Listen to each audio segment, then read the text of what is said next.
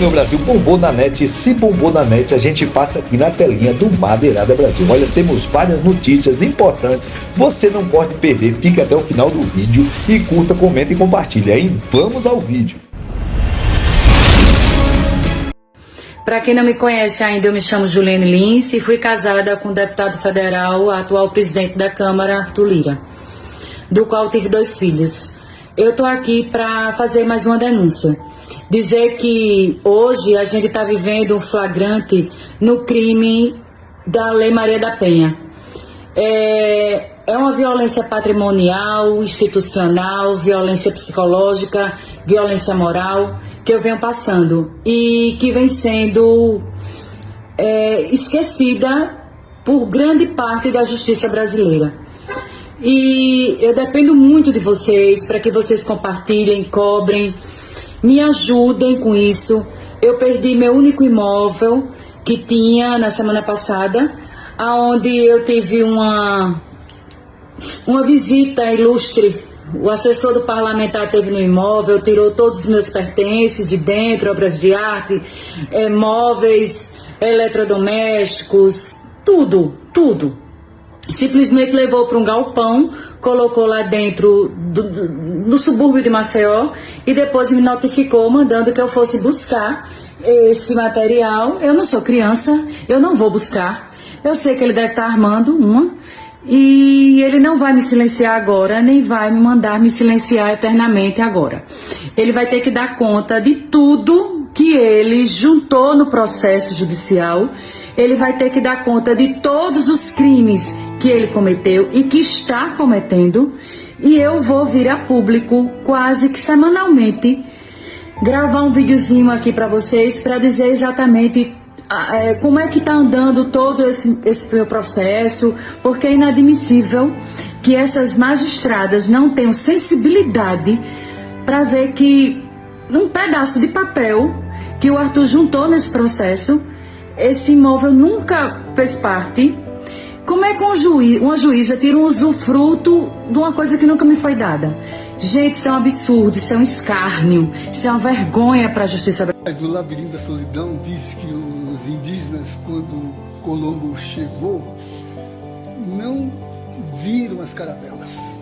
Não viram. Elas estavam ali fundeadas, mas não havia cognição para poder representar cerebralmente uma imagem que era absolutamente incompatível com o quadro mental de uma cultura que não tinha elementos para visualizar.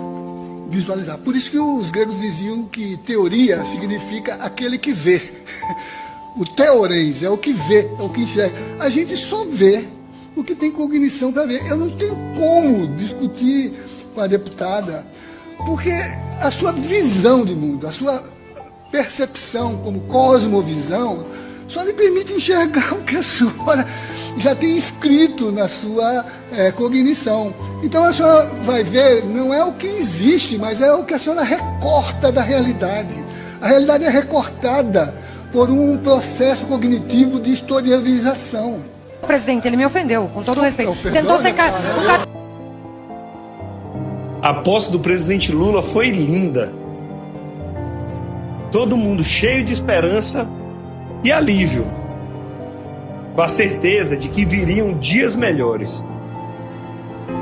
Uma semana depois, fomos surpreendidos com um ataque golpista que tentou derrubar a democracia brasileira.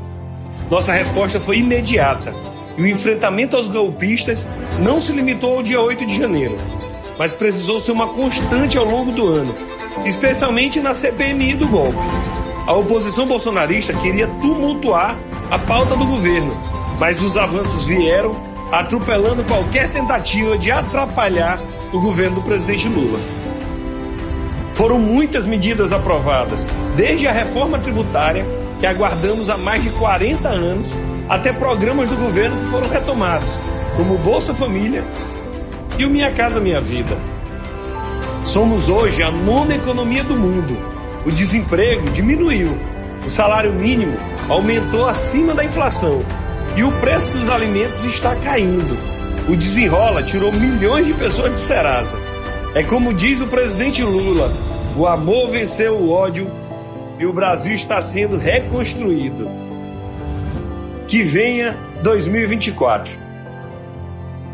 Mas hoje, por exemplo, diabolicamente há uma ideologia voando e sobrevoando o mundo num discurso pós-moderno que insiste em dizer que a utopia morreu, que insiste em dizer que o sonho na educação sumiu e que a tarefa do educador ou da educadora hoje termina exatamente no treino. Veja bem, no treino e não na formação. Eu gostaria de sugerir aos... Eu falo em formação e não em treino. Eu sou gente, não sou treinável. Eu me formo ou me deformo. Um certo diabolismo nessa ideologia fatalista, por exemplo, que diz que o desemprego no mundo, para não falar só no nosso país, é uma fatalidade do fim do século. Mas, puxa, não é fatalidade coisíssima nenhuma. É um testemunho ou é um momento da diabolização do século.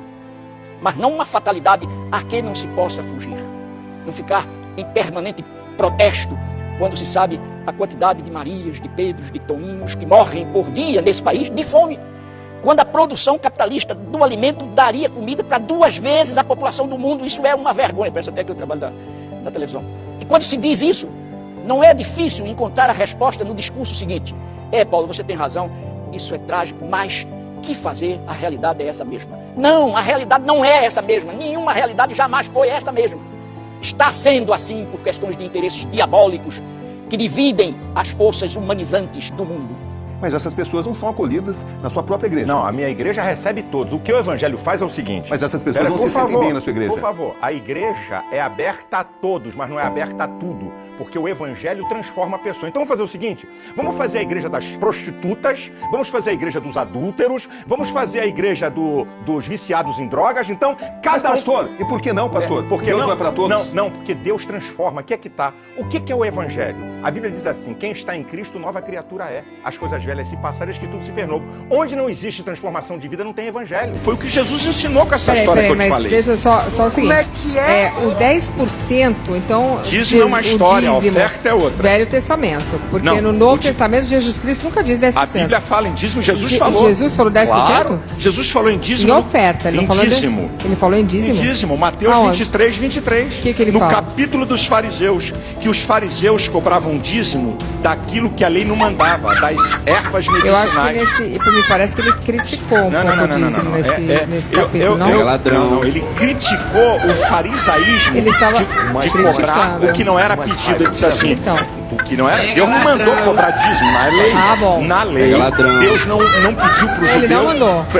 E ele estava dizendo que os fariseus negligenciavam a justiça, a misericórdia e cobravam daquilo que Deus não mandou. Então Jesus deu uma lampada. Então não mandou.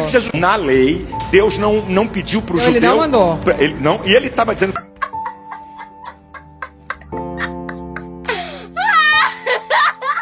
Chegou até aqui, não é inscrito ainda? Por quê, hein? Se inscreva no nosso canal, deixe seu like, compartilhe esse vídeo, comenta aí, vai! E você colabora a gente a combater o golpismo, o fascismo e o Bolsonaro toda hora. Conhecereis a verdade e a verdade vos libertará.